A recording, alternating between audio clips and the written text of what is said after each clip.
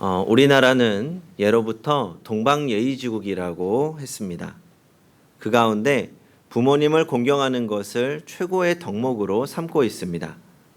살아있을 때뿐만 아니라 돌아가신 후에도 제사를 드리면서 부모를 공경합니다. 그만큼 우리나라는 효를 강조합니다.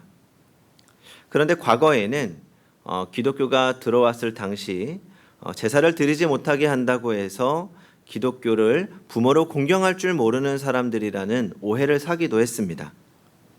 그래서 초기 선교사님들이 성경에서 효와 관련된 성경 구절을 만들어 홍보하기도 했다고 합니다.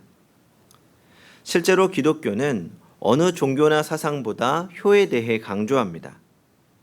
특히 요즘처럼 어른 공경과 효에 대한 사상이 무너져가는 사회 속에서도 효에 대한 중요성을 놓치지 않으려고 노력하고 있습니다. 오늘은 어버이 주일입니다. 어버이 주일이기 때문에 부모님을 생각하고 어버이날이기 때문에 부모님께 잘해드린다는 것은 바른 효도는 아닐 것입니다. 그러나 이런 날조차도 아무런 감각 없이 지나간다면 그것이 더욱 큰 문제입니다. 이런 날이 있기 때문에 그동안 부모님과의 관계에 대해서 다시 생각해 볼 수 있다면 그것도 의미 있는 일이라고 생각합니다. 그리고 이 어버이 주일은 단순하게 우리나라의 어버이날이 가까웠기 때문에 지켜지는 주일이 아닙니다. 어버이 주일은 지금으로부터 약 100여 년 전 미국의 동부 웨스트 버지니아주의 한 작은 마을에서부터 시작되었다고 합니다. 신앙이 독실했던 자비스라고 하는 부인이 26년간을 주일학교 교사로 봉사하다가 세상을 떠났습니다.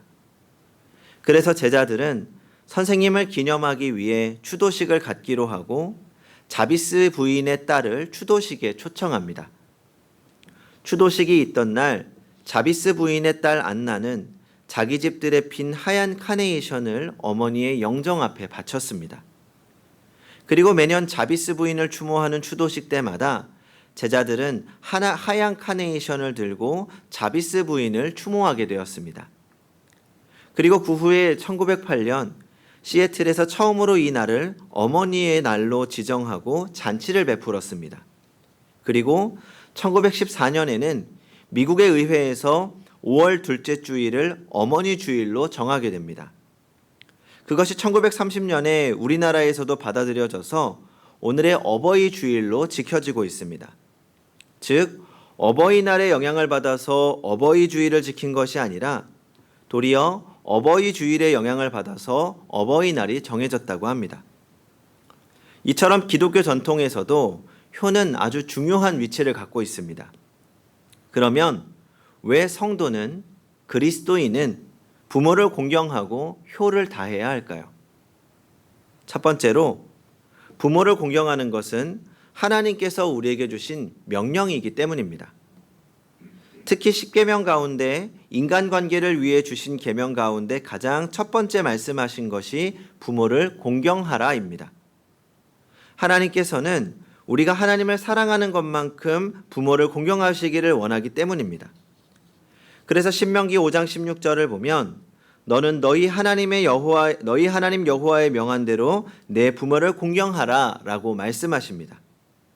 그러므로 하나님의 백성이자 자녀인 그리스도인들은 부모를 공경하는 것이 마땅한 의무이자 책임입니다.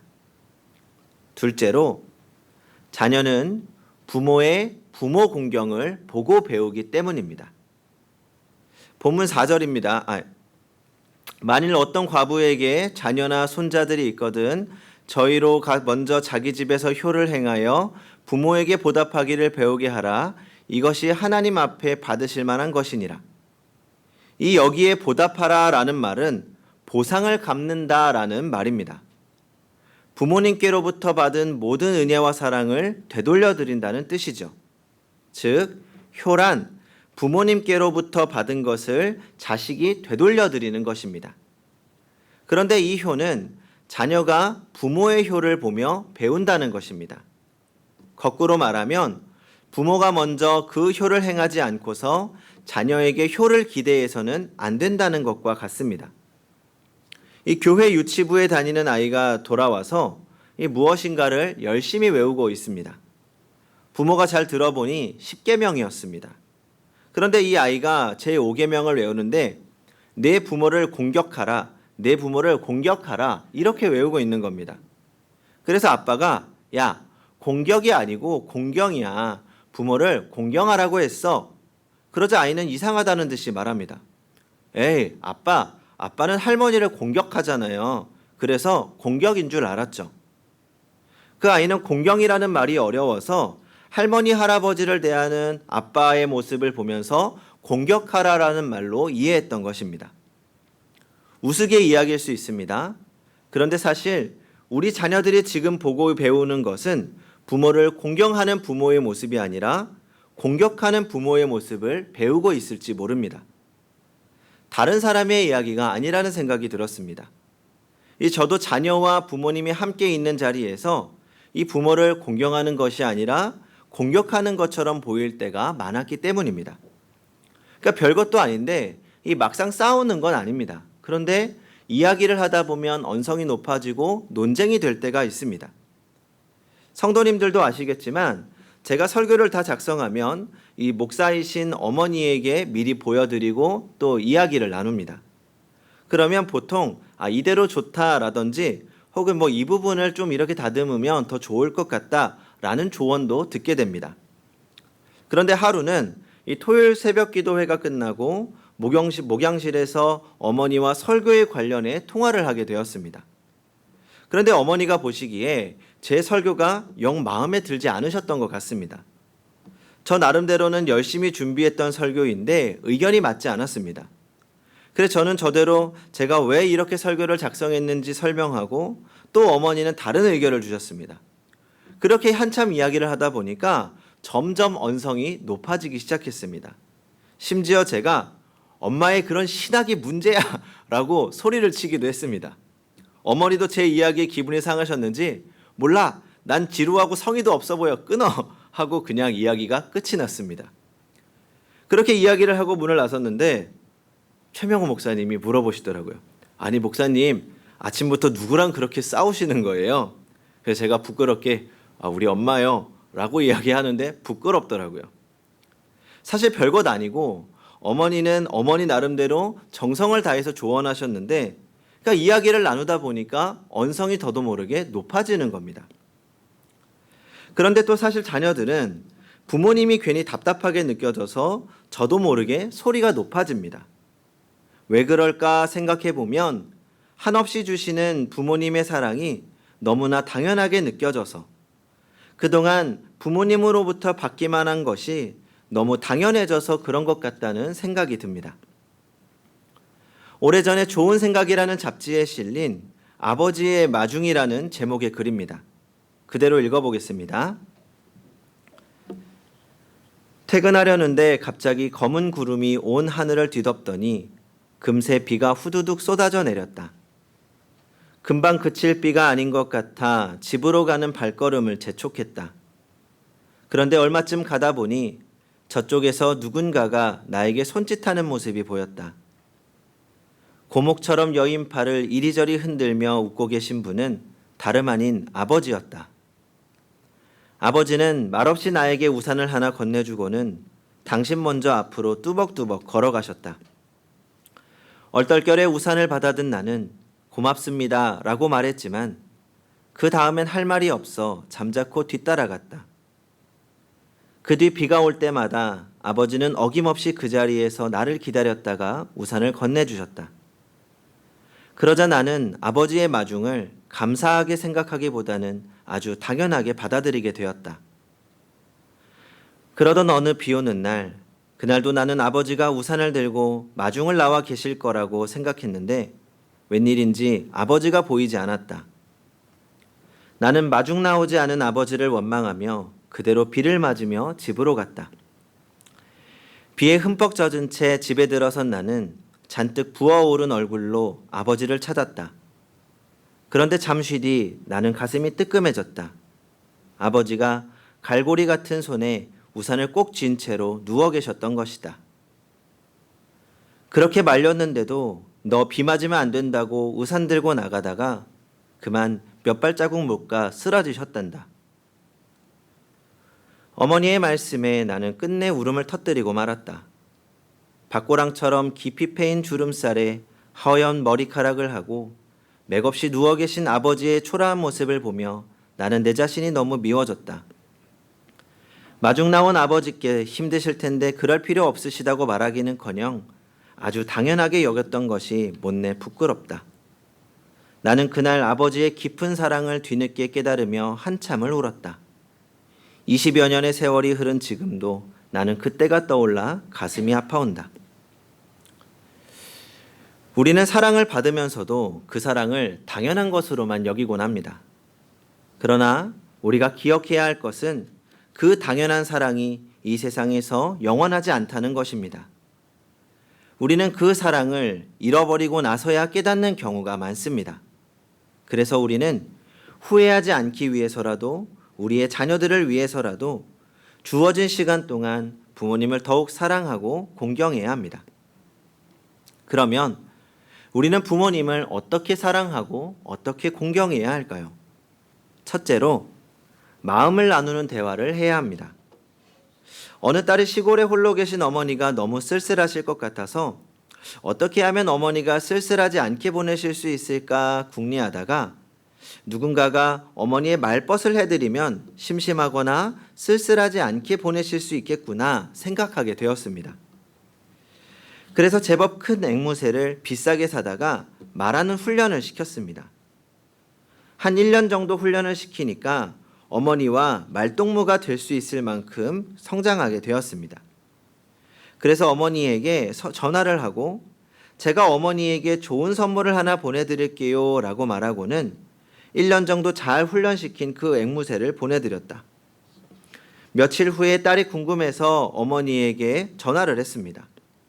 어머니, 제가 보내준 선물이 마음에 들어요? 그러자 어머니가 이렇게 대답했습니다. 그래, 정말 마음에 들었어. 네가 보내준 그 예쁜 닭 맛있게 잘 먹었다. 시골에 계신 어머니는 그게 앵무새인 줄도 모르고 그냥 예쁘게 생긴 닭인 줄 알고 잡아서 드신 것이지요. 본래 우스개 이야기이지만 전 이야기가 좀 다르게 들렸습니다. 사실은 어머니가 앵무새라는 것을 모르고 드신 것이 아니라 알고 드신 것은 아닐까 하고 말입니다. 앵무새 말동무가 아니라 차라리 네가 한 번이라도 더 전화하면 좋겠다 라는 생각이 아니었을까 하고 말이죠. 물론 이 해석은 저만의 해석입니다. 그러나 중요한 부분이라고 생각합니다. 부모님은 자녀와 이야기하고 싶어 합니다. 이것은 아이가 어렸을 때부터 자녀가 장성하기까지 변함이 없습니다. 이제 윤희가 학교에서 돌아오면 제가 꼭 물어봅니다. 오늘 학교에서 뭐 했어? 무슨 일이 있었어? 그러면 아이가 뭐라고 할까요? 요즘은 비밀이야 라고 합니다. 벌써부터 그렇게 비밀이 많습니다. 뭐 항상 그런 건 아니죠. 아직 어린아이라서 자신이 관심 있는 일에 대해서는 조잘조잘 잘도 이야기하기도 합니다. 그런데 제가 정작 궁금한 걸 물어보면 잘 대답해 주지 않습니다. 예를 들어서 여자친구 있어? 이런 거는 대답해 주지 않더라고요. 그러면 어찌나 서운하던지요. 지금이야 그래도 자신이 관심 있는 것들이라도 말하지만 청소년이 지나고 또 성인이 되면서 이 아이와 대화 시간이 줄어든다고 생각하면 벌써 서운합니다. 사람은 사랑하는 사람과 이야기를 나눌 때 가장 행복한 만족감을 느낍니다. 특히 연세를 드실수록 이해받고 싶고 사랑받고 싶은 마음이 더욱 커집니다. 하지만 표현은 점점 더 어려워집니다. 그래서 자녀들은 부모의 마음을 알아 부모와 마음을 나눌 수 있는 대화에 더욱 힘써야 합니다. 둘째로 부모를 돌봐주어야 합니다. 디모데후서 5장 8절에서 다시 이렇게 말합니다. 누구든지 자기 친족 특히 자기 가족을 돌아보지 아니하면 믿음을 배반한 자요 불신자보다 더 악한 자니라. 성경은 가족이라면 수직적으로 그리고 수평적으로 서로 돌보아야 할 책임이 있다고 말합니다. 그리고 이것이 단순하게 도덕적인 문제가 아니라 믿음의 문제라고 말합니다. 그렇지 않으면 불신자보다 더 악한 자라고 아주 강한 어조로 이야기하고 있습니다. 저는 기저귀 값, 분유값 벌려고 일한다는 말이 농담인 줄 알았습니다. 그런데 정말이더라고요. 한 아이를 키우는데 부모의 모든 시간과 물질과 정성이 필요합니다. 생물학적 조산설이라는 용어가 있습니다. 보통 일반적인 포유류, 그러니까 말이나 소 이런 동물들은 태어나면서부터 스스로 일어서서 살아갈 준비가 되어 있습니다. 이 말 같은 경우도 태어나면 얼마 지나지 않아서 스스로 걷고 뛰고 자기가 먹을 것을 찾아 나설 수 있습니다. 그러니까 살아갈 수 있는 준비가 다 되어서 태어나는 거죠. 그런데 인간은 그렇지 않습니다. 태어나면 스스로 할 수 있는 것이 아무것도 없습니다.